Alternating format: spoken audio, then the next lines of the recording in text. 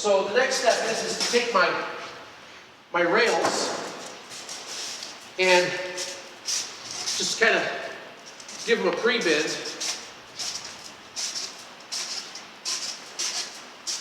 Just like that. And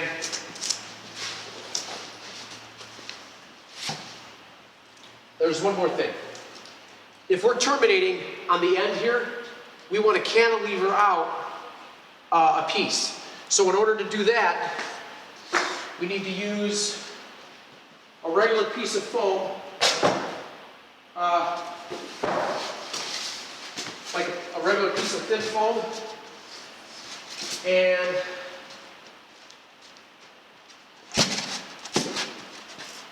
a block. Now this could be anything, I'm just using foam. But you want to build a kicker right here, right? So let's just build a quick kicker real quick.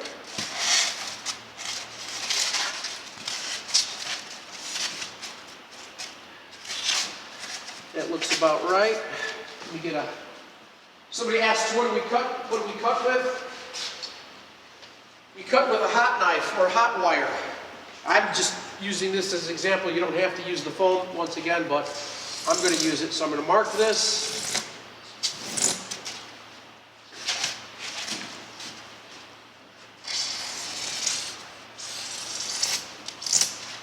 All right.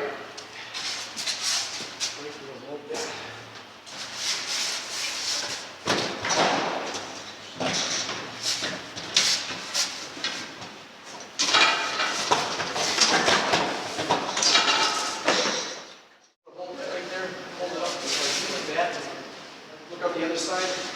Just kind of watch my line. I can't see both sides at the same time. Grab that side.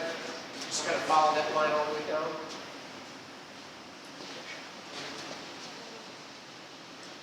A foam cutting tool is a great tool, especially if you're working with foam.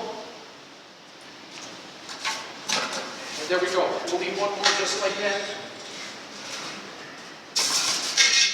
This is primarily the tool that I use when I do water features, mountains, any kind of foam core construction. I'll be using a cutter like this. Now the transformer is universal. All the different foam cutting tools that I have all plug into a transformer. Your transformer is about $750, $800, and it's got a potentiometer on it that you can dial up according to the distance of your wire. You can have an 8-foot or longer guy, two guys. If you're cutting big billets like that back there against the wall, you're going to need like a really long wire, and then that you'll just use your transformer turned up to like 60 or 80. But if you're using like a 4-footer or a 2-footer or a 3-footer, you're back down into your lower, your lower ranges. So we've got our kicker here. We'll put that there. We'll put that there. Get a couple of our nails.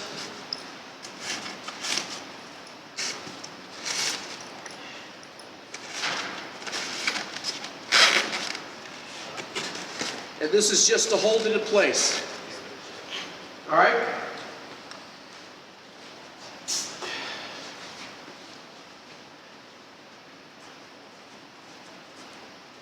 I'm just laying that over there because I don't want material to fall in between the crack between the two.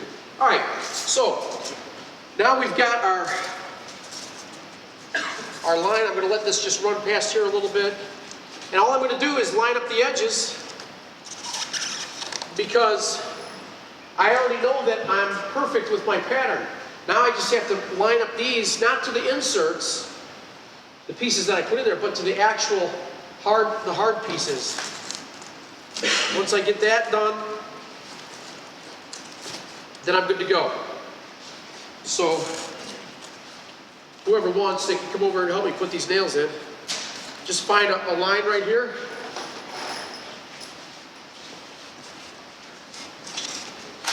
And drop them in. Don't put it into something like that. Put it into one of the fixed ones, okay? So while that's taking place, you got a guy that's just dropping these pieces into place.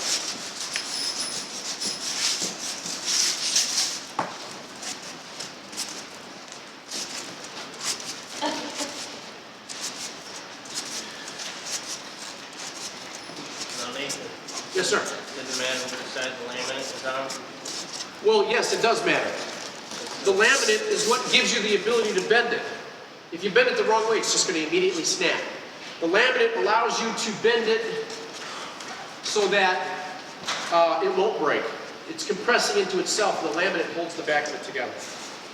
That goes to the outside then?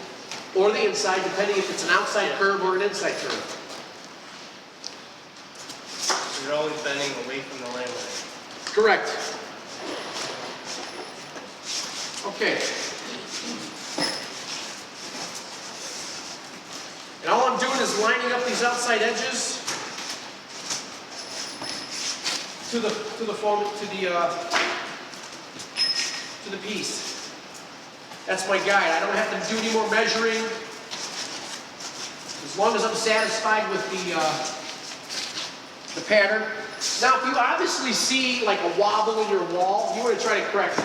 You know, if you see something isn't quite, it doesn't have the symmetry that you want it to have, you can easily adjust it. But right now, we're laying down this in a relatively quick manner. And I don't know about you, but it sure beats using a partner saw. That's just my thought. I could be wrong.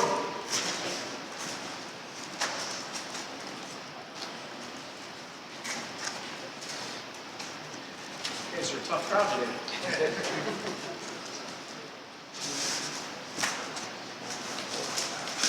All right, we've got one more kicker to make. Should we steal it off this other wall? Yeah, I think so. Good idea.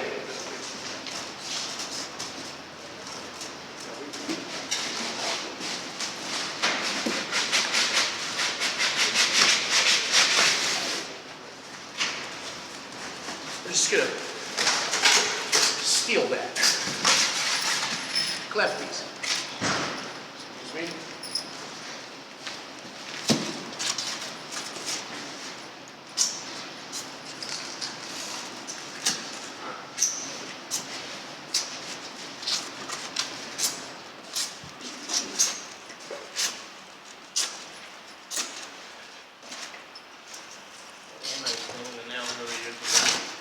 Say again? One nice thing, the nails are all reusable. That's right. Okay, so we've got our kickers in place. We've got the symmetry of our piece. Now what we need to do is drop our ends down. All right, so what I like to do is mark on the top here where my end is.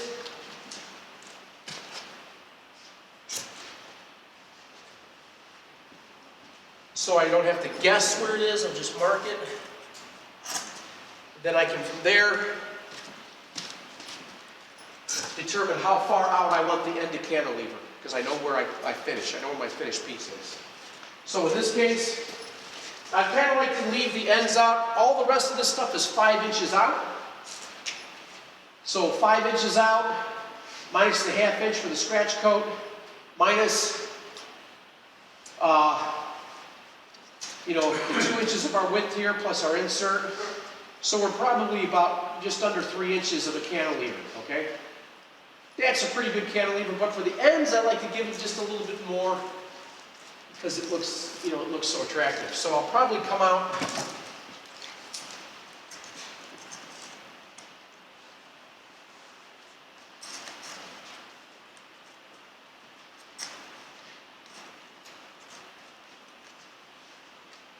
about 6 inches. And look at that.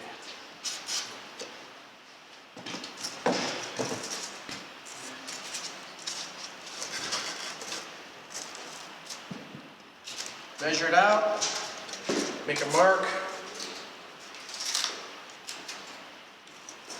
And you just sink your nails right into that sucker. Tighten up, we'll come in through the face here. Just gonna keep that nice.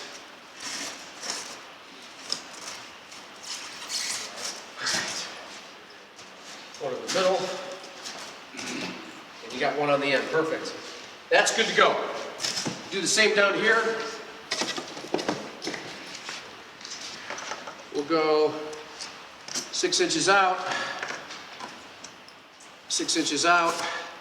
Now I got a situation here where I got a straight piece and a curved piece. This is kind of wild turkey. I want it to be consistent.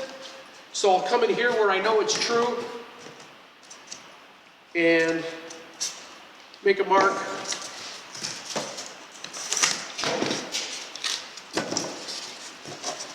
And open it up to that mark. I might need to pull this. Actually, we're going to pull this. And we're right to there. Perfect.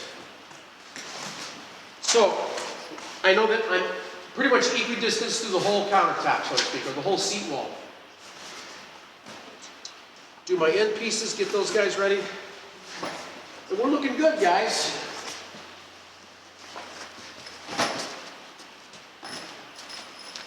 All right.